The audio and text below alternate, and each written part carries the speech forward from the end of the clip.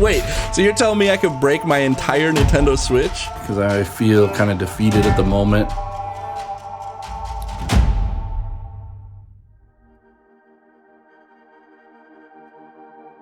When I was a kid, I always wanted an atomic purple Game Boy, but we couldn't afford one because my family didn't have that much money when we were growing up. I remember that I got a hand-me-down Game Boy when I was young, and I loved that Game Boy and played it all the time. I remember going down the street at night, sitting in the back seat while my parents drove and trying to play that Game Boy by the street lights and being able to move a little bit every time. In fact, I still have that Game Boy back behind me there. However, today I have a Nintendo Switch. I decided it would be awesome to fulfill my dream of having a atomic purple Game Boy by putting an atomic purple shell onto my Nintendo Switch. One of the things about modding your Nintendo Switch is that there actually are quite a few problems that you can run into. And so I wanted to get some tips and tricks from somebody who's been in the business of modding different consoles for a while. So let's hop into Discord and see what we can learn. All right, we are here in Discord and I am joined by Sebastian. Welcome. Hi, nice to meet you. I do mostly some Game Boy mods, like creating a Wi-Fi cartridge to stream GTA onto the Game Boy, for example, or the GB Interceptor, a capture cartridge for the Game Boy. So that's mostly the stuff I do. More like actually some fancy accessories for the Game Boy. If I'm honest, most of the stuff I'm doing is mostly about fascination and the challenge of understanding these old electronics, and not that much about creating the most awesome console. I only started looking into these things mid 2021 when I found this Game Boy in my parents' attic, probably around 16 or something like that. I sold most of my consoles, so for me, my childhood console was Super Nintendo and an N64. And I sold both of them, and I always thought that I also sold the Game Boy. I didn't even know that I still had it, and I found it in 2021, and that's when I started looking into these things and got curious about the technology in there. Oh, that is awesome. So I am actually going to be modding my Nintendo Switch. What, I guess, are some of the potential pitfalls I can run into while modding? I mean, you shouldn't worry too much. I mean, you can break the entire thing, of course. Wait, so you're telling me I could break my entire Nintendo Switch? If you're doing some soldering, remove the entire case or something like that, I mean, yeah, you can break it. Wow. Okay, the other thing that I heard about is like you have to be really careful with ribbon cables. Is that true? Yes. Of course, it depends on the type of ribbon cables. If you think of the old thicker ones from the floppy disks, I'm not sure if you remember those that are on the PC. Those are quite robust, but if you think about the thin, flimsy ones with which modern devices connect between different PCBs, then yeah, especially the connectors are quite finicky, and wow. You have to figure out how to actually open them and how to not break them. Wow, that's crazy. So what kind of tools do you recommend as I kind of jump into modding here for the first time? You need a triad screwdriver. You also want to have some plastic piece to pry open the case, so do not just use a metallic screwdriver for that. Okay. Or you will scratch your case. What advice do you have for someone who might just be starting out trying modding? Oh, gentle. So you should have some patience with the cases, especially if it's really old, and sometimes the plastic can get brittle. So when it's stuck, try to understand first why it's stuck before applying force. Sure. Thank you so much, dude. I really appreciate you taking the time to do this and answering some questions. It really makes me looking forward to this. All right, let's talk tools. If there's one thing I've learned in life, it's that having the right tools for the job can make it a whole lot easier. So in my research, I looked at a couple guides on YouTube, saw that there were some recommended tools to help you take apart a Switch and put it back together. First things first, tweezers.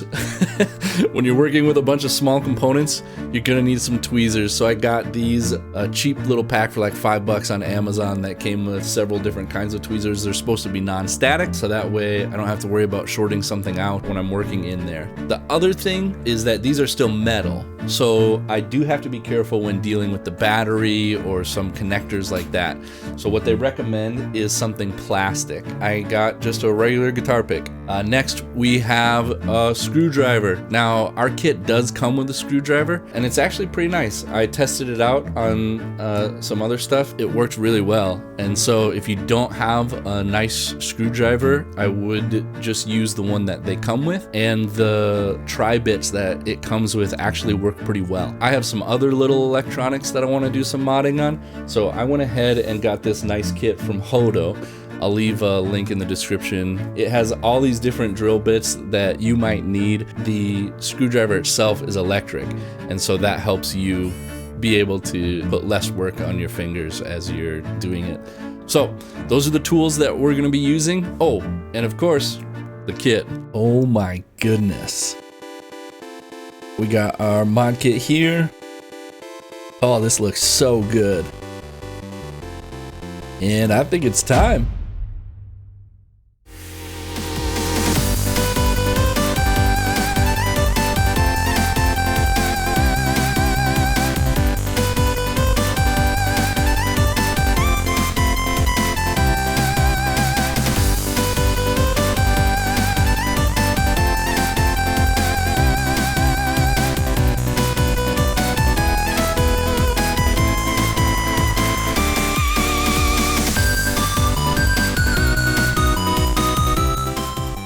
Well, we've been going at this for about an hour and a half now, but we got the first Joy-Con done, and that wasn't too bad. Felt like everything flowed pretty nice, and hopefully the second Joy-Con will be just as easy. And it looks freaking fantastic. I am so excited with how this is turning out. Oh my gosh, this looks good. All right, let's get back to it.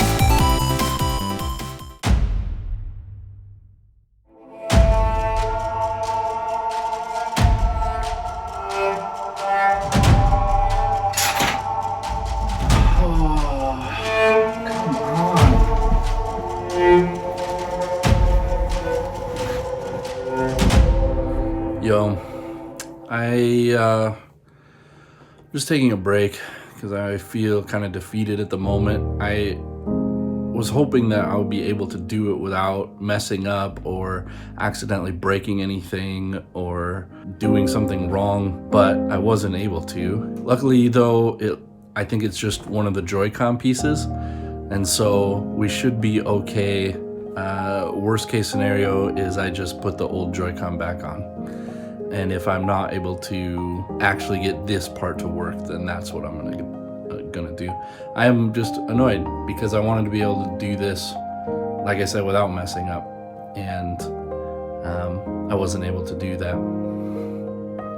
But the only thing I can do is go back in there and keep trying. I'm gonna take a break, get some food, and then we'll try again.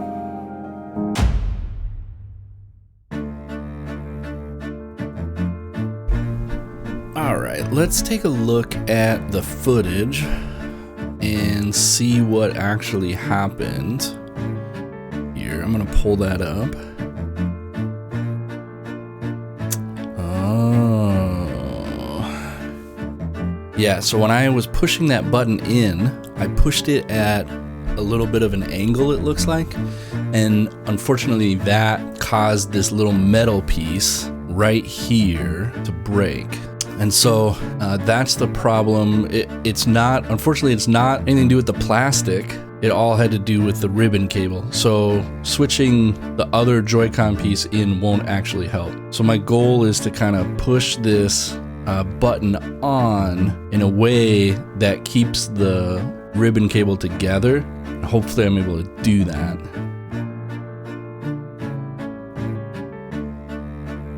See, whenever I do it, it pops this little piece back off. And this is the piece that's letting, when you hit the button, this lets the ribbon cable know that you've hit the button and sends the signal that you've hit the button.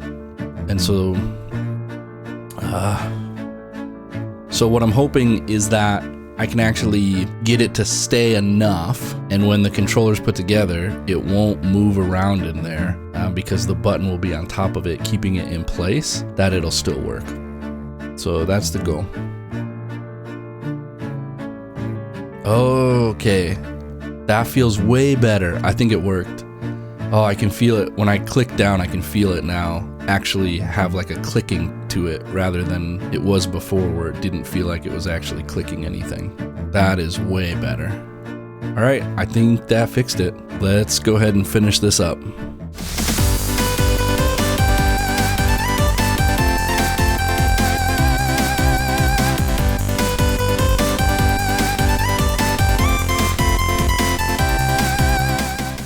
All right, both Joy-Cons are done. Oh, they look so good. I'm so excited. Let's go ahead and test if they work. And they do. All right, let's finish up the screen.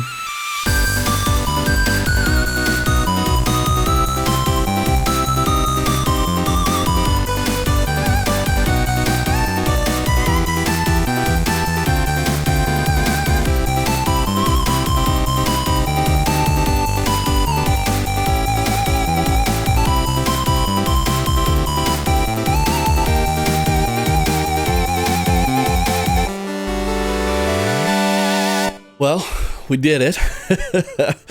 It wasn't without some problems, unfortunately, but we got it done. And I'm actually super excited because it looks freaking gorgeous. And I'm excited to be able to play that and just have that atomic purple switch. I've got a ton of respect for people that do this kind of modding and even design these kind of things, because that was like wildly more intricate in there than I thought it would be, and wildly harder than I thought it would be. But I'm really satisfied that I went for it. I'm glad that I was able to actually accomplish what I set out to do, even though we ran up against some of those obstacles in the middle of it.